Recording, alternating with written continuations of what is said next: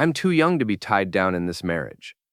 Mia Harper stood in our kitchen doorway, arms crossed, wearing that designer blazer she'd bought with money from our joint account. The same blazer she'd worn to 3 different work dinners last month. I kept my face neutral, stirring my coffee like she'd just announced the weather forecast. "Okay," I said.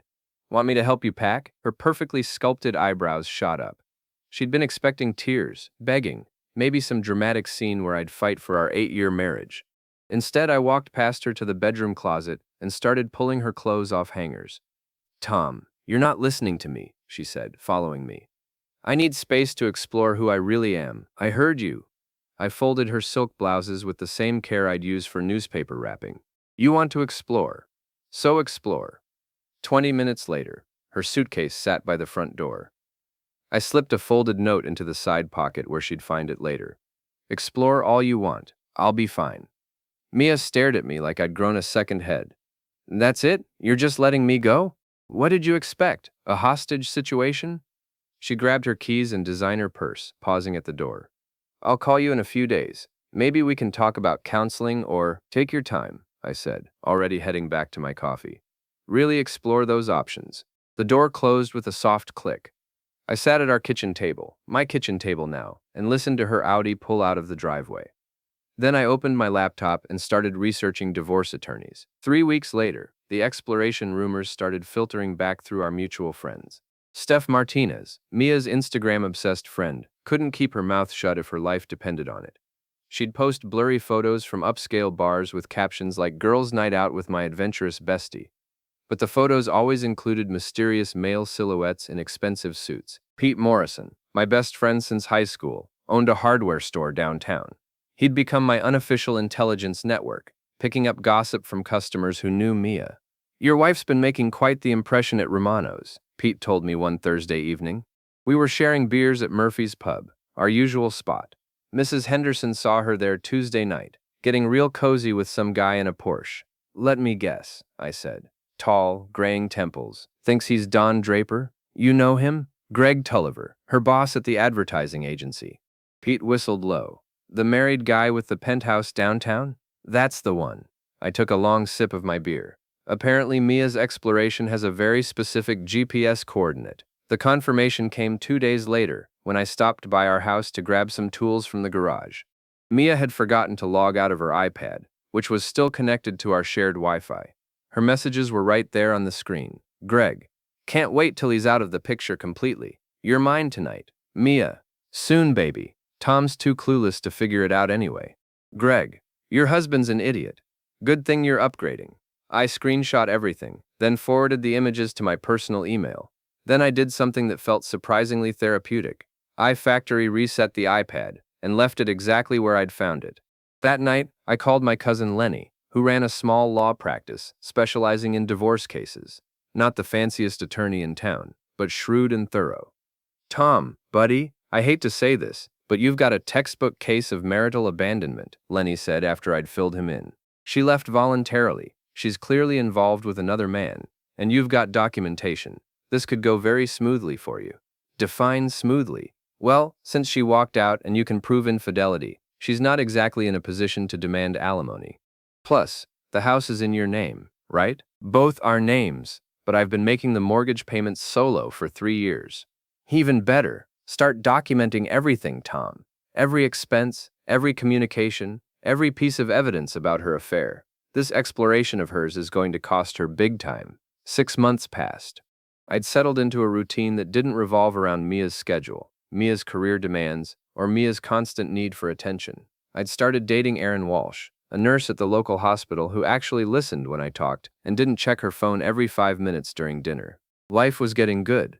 Too good, apparently. The doorbell rang on a rainy Thursday evening in October. I opened it to find Mia standing there with a suitcase, mascara slightly smudged, looking like a magazine ad for regret. "I'm ready to commit now," she said softly.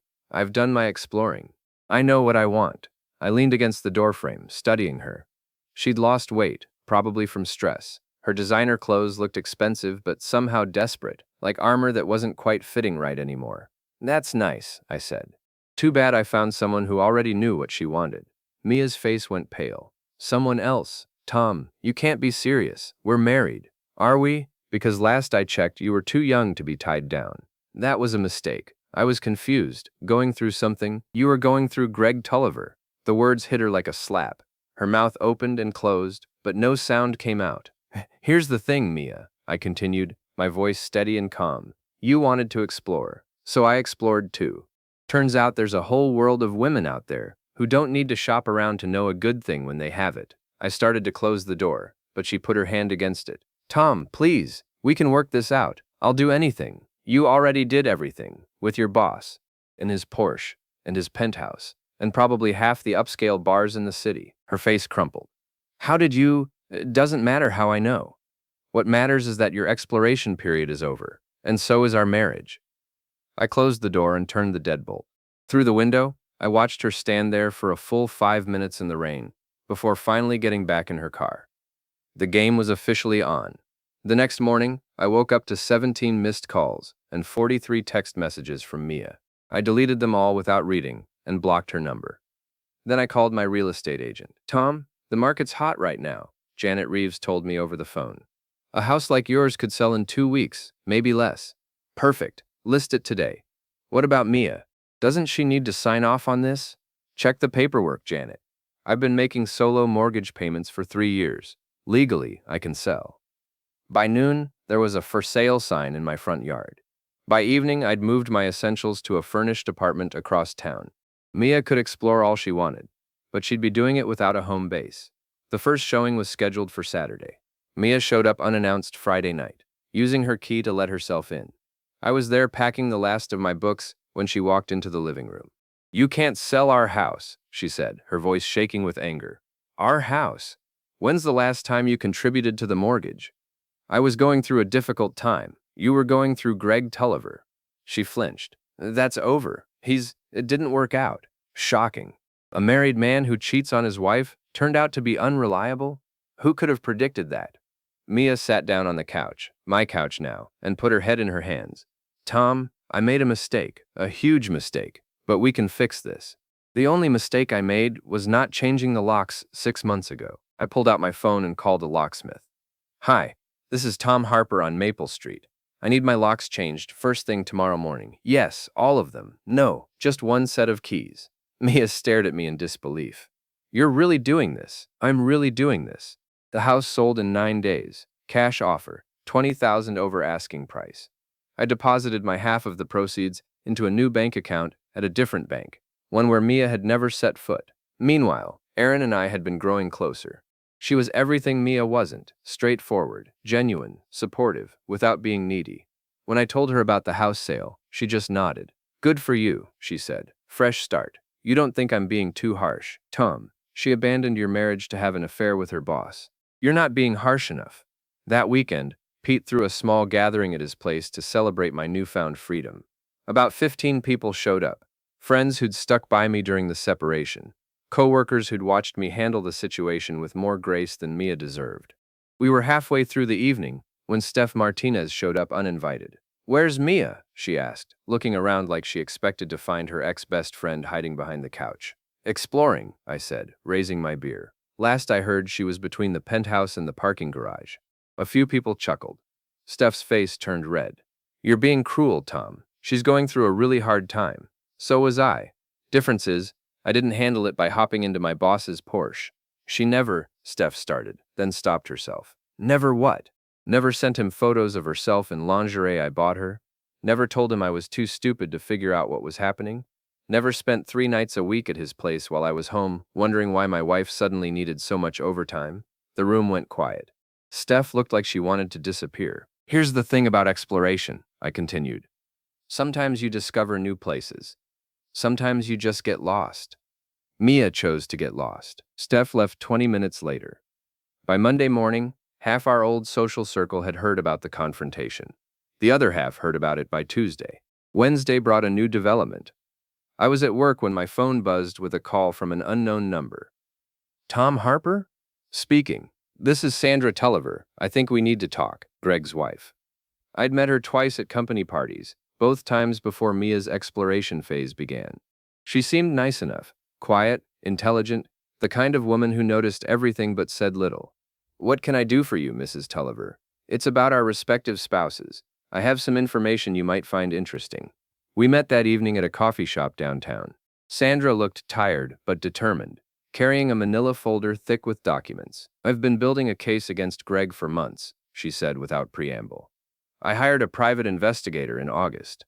Your wife isn't his first affair, Tom. She's just the most obvious one. She slid the folder across the table. Inside were photos, credit card statements, hotel receipts, and phone records going back 2 years. Why are you showing me this? I asked. Because Greg's gotten sloppy, and your wife's gotten greedy. Look at page 15. I flipped to a bank statement showing cash withdrawals totaling $8,000 over 6 weeks. He's been giving her money, Sandra continued. Lots of it. And according to my investigator, she's been spending it on things that should have been joint marital expenses, like the credit card bill for that designer wardrobe she's been building. Credit card bill? The one in both your names, the one she's been making minimum payments on while spending Greg's cash on everything else. My stomach dropped. I haven't seen any credit card statements, because she had them forwarded to a P.O. box. Tom, your wife has been systematically destroying your credit while building herself a new life with my husband's money. Sandra handed me a second folder. These are copies of everything. Use them however you want. I'm filing for divorce next week, and I'm taking Greg for everything he's worth. That night, I called Lenny and scheduled an emergency meeting. By Thursday afternoon, I had a complete picture of Mia's financial betrayal. The credit card debt was real, $18,000 in Claimin. The forged signature on the application was real too. This is fraud, Tom, Lenny said, studying the documents. She could go to prison for this. I don't want her in prison. I want her out of my life. Then we use this as leverage. She signs whatever divorce agreement we put in front of her, or we turn this over to the authorities. Friday morning, I had the papers drawn up. By Friday evening, they were in Mia's hands, delivered by a process server to the cheap motel where she'd been staying since Greg's wife confronted him. The phone call came Saturday morning. Tom, we need to talk. I'd unblocked her number, knowing this conversation was inevitable. Talk. The papers you sent, they're not fair. I deserve half of everything. You deserve exactly what you're getting. Nothing. I'll fight this. I'll get a lawyer. With what money? The credit card you maxed out in my name? Or maybe Greg will lend you some cash. Oh wait, he's too busy getting divorced by his wife, who has copies of every receipt for every dollar he spent on you. Silence on the other end. Here's how this works, Mia. You sign the papers, and I don't press charges for the credit card fraud. You fight me, and I turn everything over to the police. Your choice. You wouldn't. Try me. She hung up. 3 hours later, Lenny called to tell me the signed papers had been delivered to his office. The divorce would be final in 60 days. My parents had been married 42 years, and every November they threw a big party to celebrate Dad's birthday and their anniversary, which fell on the same weekend. This year's gathering was larger than usual. About 30 people crammed into their modest house, including aunts, uncles, cousins, and family friends who'd known me since I was knee-high to a grasshopper. I'd been dreading the questions about Mia, but surprisingly, most people seemed to already know the basics. Small-town gossip travels fast, and Sandra Tulliver had been busy making sure everyone understood exactly why her marriage was ending. Tom's better off without that woman, I overheard Aunt Helen telling my mother in the kitchen. Always thought she was too good for the rest of us. Mom just nodded and kept arranging cookies on a platter. She'd never particularly liked Mia, though she'd been too polite to say so until recently. I was helping Dad set up extra chairs in the living room when the doorbell rang. Through the window, I could see a familiar figure on the front porch. I'll get it, I told Dad, already knowing who it was. Mia stood there in a black dress that probably cost more than most people's rent, holding a small wrapped gift and wearing her most apologetic smile. Hi, Tom. I hope it's okay that I came. I wanted to wish your dad a happy birthday. Behind me, the house had gone quiet. 30 people were suddenly very interested in our front door conversation. How thoughtful, I said, loud enough for everyone to hear. Come on in. I was just about to make an announcement. Mia's smile faltered slightly, but she followed me into the living room. Every eye in the house was on us. Everyone, I said, raising my voice to address the crowd. Since Mia's here, this seems like a perfect time to share some news about our divorce. The room was so quiet, you could hear the refrigerator humming in the kitchen. See, I recently discovered some interesting financial information. I pulled out my phone and opened the photos I'd taken of the credit card statements. Turns out, while Mia was exploring her options with her boss, she was also exploring the limits of credit cards she'd opened in both our names. I held up the phone so people in the front could see the numbers. $18,000 in debt. Forged signature. All while she was spending her boyfriend's cash on designer clothes and expensive dinners. Mia's face went white. Tom, you can't. Can't what? Tell the truth? Share facts with my family? I looked around the room at faces that ranged from shocked to disgusted to grimly satisfied. But wait, there's more. I swiped to the next photo. Here's a voicemail Mia left for Greg last month, begging him for money because, and I quote, Tom's too stupid to notice the credit card bills anyway. I hit play. Mia's voice filled the room, desperate and whining. Greg, baby, I need another $2,000. The minimum payment's due tomorrow, and if Tom sees a late notice, he might start asking questions. Don't worry, he's too stupid to notice the credit card bills anyway. He trusts me completely. The silence that followed was deafening. Then Uncle Frank, Dad's brother and a retired bank manager, spoke up. That's fraud, Tom. Plain and simple. Yes, it is, I agreed. Fortunately, Mia's already signed divorce papers that protect me from any further financial responsibility for her exploration expenses. Mia tried to speak, but no words came out. She looked around the room at faces that had once welcomed her as family and now regarded her with open contempt. There's one more thing, I said, pulling out a final document. This is a restraining order application. Mia's been harassing my girlfriend, showing up at her workplace, making threats. Apparently, exploration doesn't include respecting other people's boundaries. That was when Sandra Tulliver stepped forward from the back of the room. I hadn't even noticed her arrive. Hello, Mia, Sandra said calmly. Fancy meeting you here. Mia looked like she'd seen a ghost. Sandra, I didn't know you were friends with Tom's family? Oh yes, we've become quite close since I hired that private investigator. Sandra opened her purse and pulled out a thick envelope. These are copies of all the photos my investigator took of you and my husband.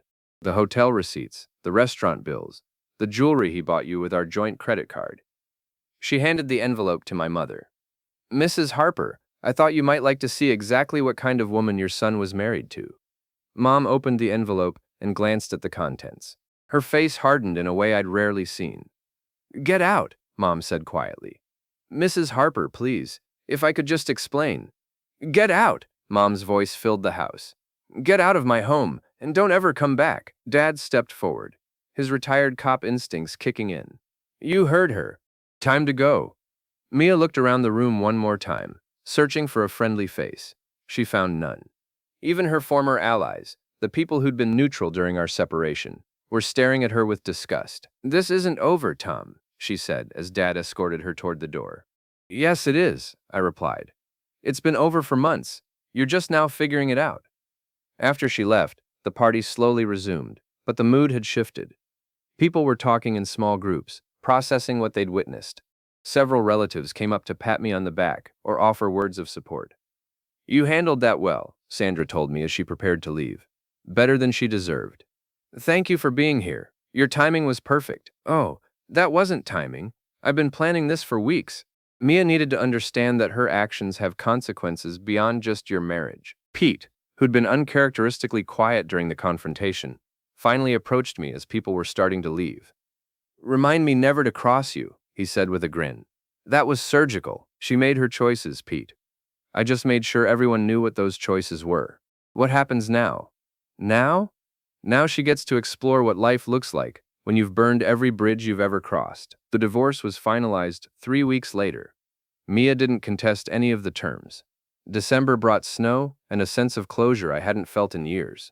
The divorce was final, my credit was clean, and Aaron had moved in with me. Life was settling into a comfortable routine when Pete called with disturbing news. You need to know what happened at the store yesterday, he said over the phone. Mia showed up. What did she want? Money, at first. Said she was having trouble finding work and needed a loan. When I turned her down, she tried a different approach. What kind of approach? Pete was quiet for a moment. Tom, she tried to seduce me. Right there in the hardware store, with customers in the next aisle. Started talking about how she'd always found me attractive, how you never appreciated her the way she deserved. My jaw clenched. What did you do? I recorded it, the whole conversation. Figured you might need evidence if she keeps escalating. Send it to me. An hour later, I was listening to Mia's voice on my phone, slurred slightly from what sounded like day drinking. Pete, you've always been so much more masculine than Tom. So much stronger. I bet you know how to treat a woman right. I could show you what you've been missing. Pete's response was perfect. Mia, you need to leave, now, and don't come back.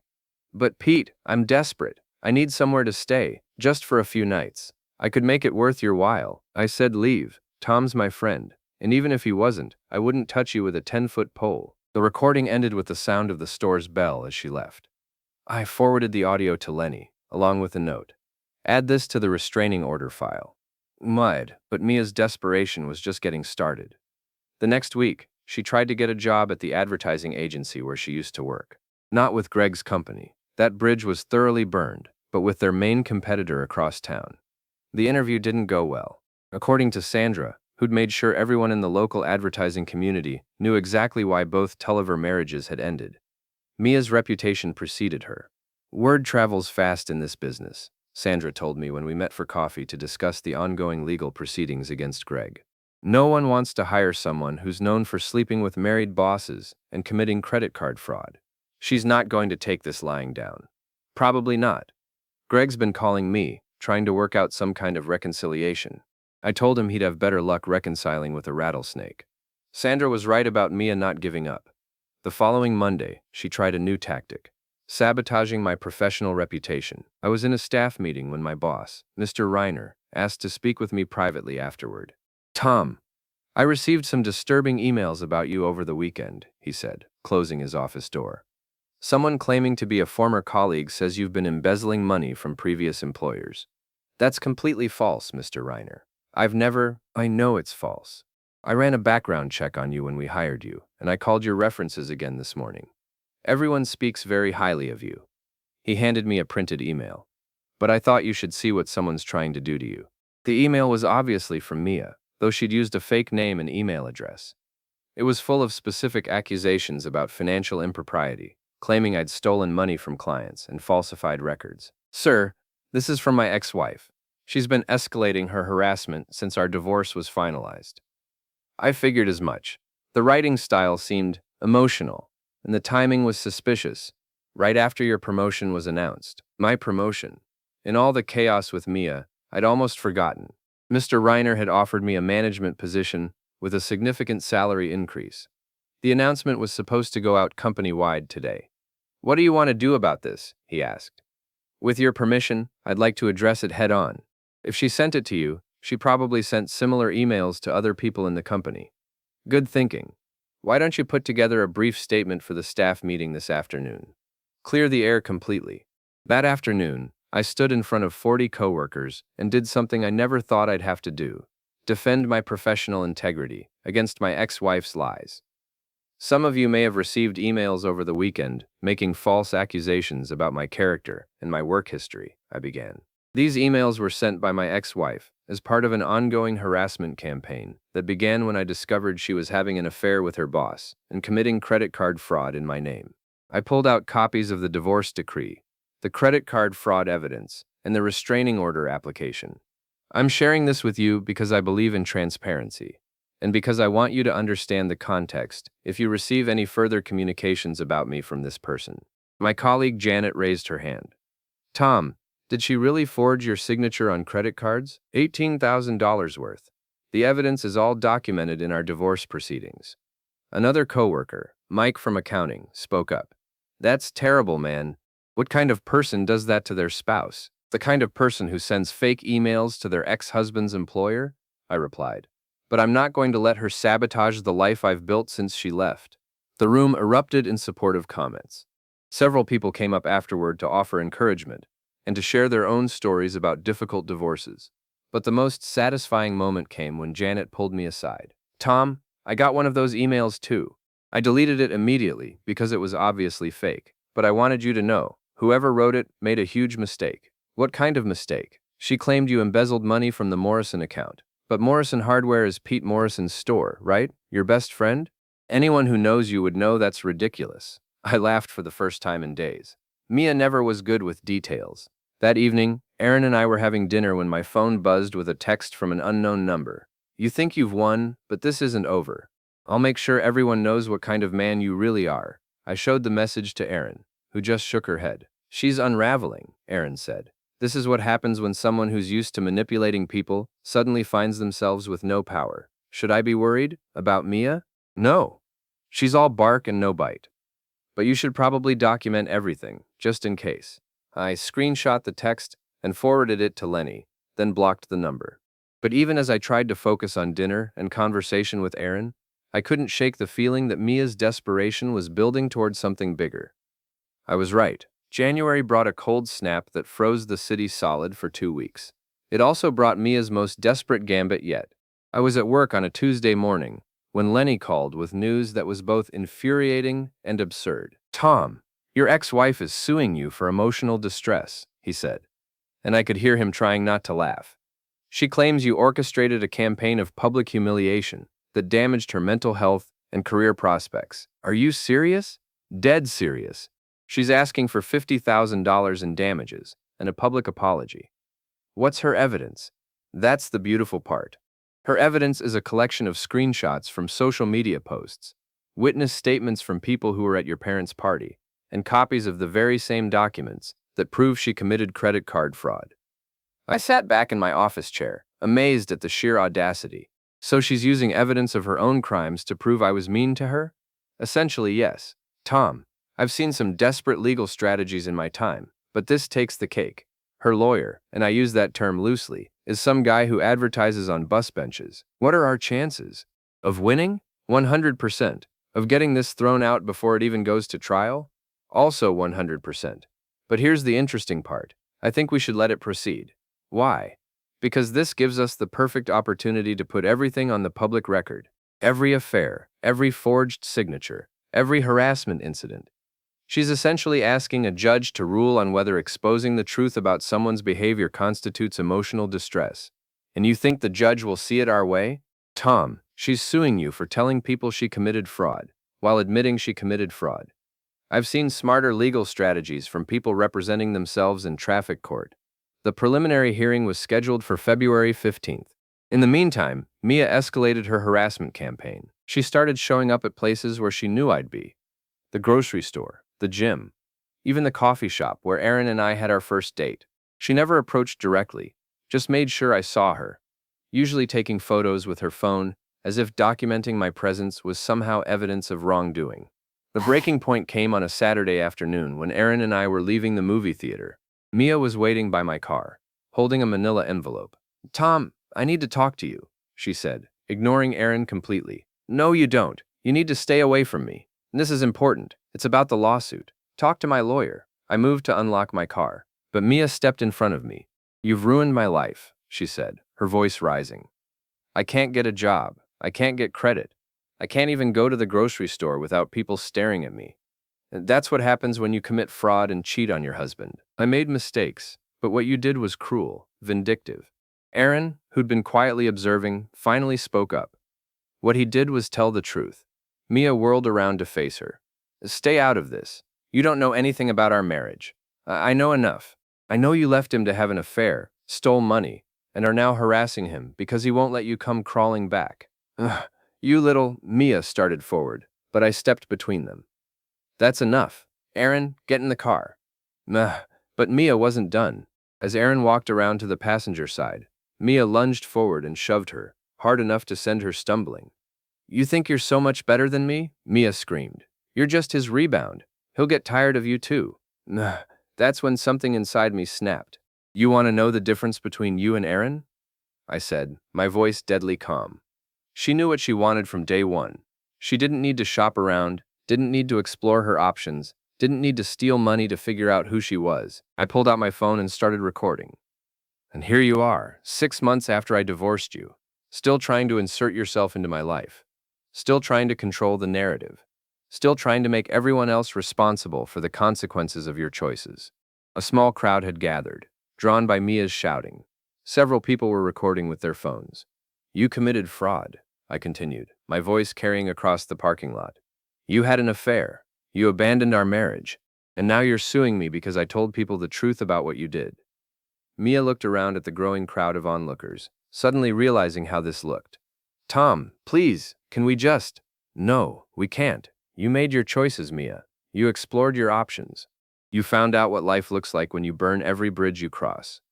Don't blame me because you don't like the view. I helped Erin into the car and drove away, leaving Mia standing alone in the parking lot while strangers recorded her meltdown. The video went viral in our social circle within hours. By Monday morning, it had been shared dozens of times, with comments ranging from supportive to savage. Tom Harper is my hero, wrote someone I didn't even know. This is what happens when you mess with the wrong person, commented another. But the most satisfying response came from Sandra Tulliver. Some people never learn that actions have consequences. The preliminary hearing was a disaster for Mia. Her bus bench lawyer was unprepared. Her evidence was laughable, and the judge was clearly annoyed at having his time wasted. Miss Harper, the judge said, you're asking this court to rule that your husband committed emotional distress by accurately describing your behavior to his family and friends? Your Honor, he humiliated me in front of dozens of people by telling them you committed credit card fraud and had an extramarital affair? Well, yes, but… And these things actually happened? Mia's lawyer tried to object, but the judge waved him off. Miss Harper, truth is an absolute defense against claims of defamation or emotional distress. You cannot sue someone for accurately describing your actions, even if those descriptions make you look bad. The case was dismissed with prejudice, meaning Mia couldn't refile. She was also ordered to pay my legal fees. Walking out of the courthouse, I felt a sense of finality I hadn't experienced since the divorce was finalized. Surely this was